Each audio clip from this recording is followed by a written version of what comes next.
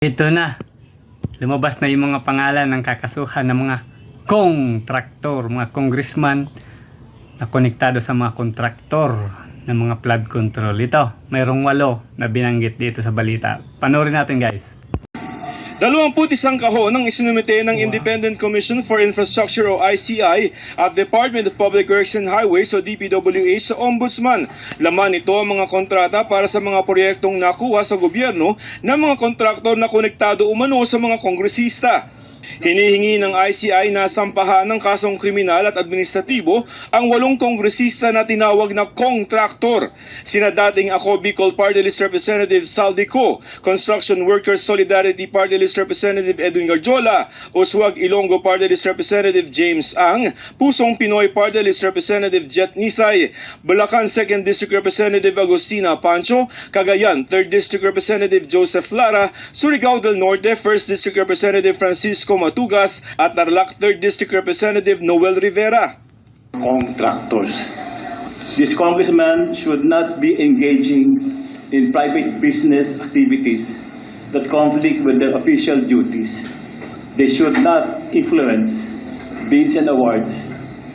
Members of Congress must not sway procurement processes, nor should they participate in or benefit from government contracts. Dapat mahinto na itong kultura nagpapakontrata sa Kongreso. Sa tingin ko, hindi lang 8 yan eh. Ako, imbestigahan ninyong mabuti.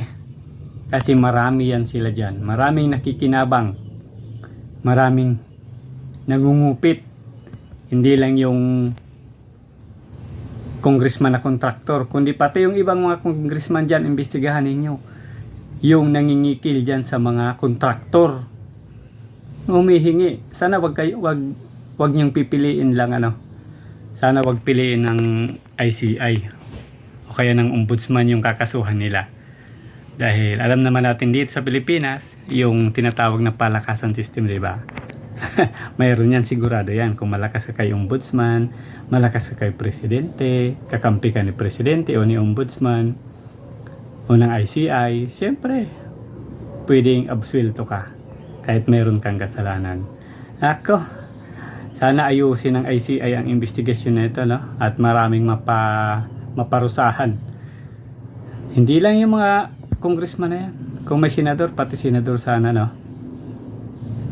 para naman mabawasan yung mga buwaya, yung mga salot dito sa Pilipinas. Kasi sobrang dami na nila, busog na ubos na yung pira ng kabanang bayan dahil sa kanila. Sila yung mayaman, pero yung mga tao naghihirap pa rin.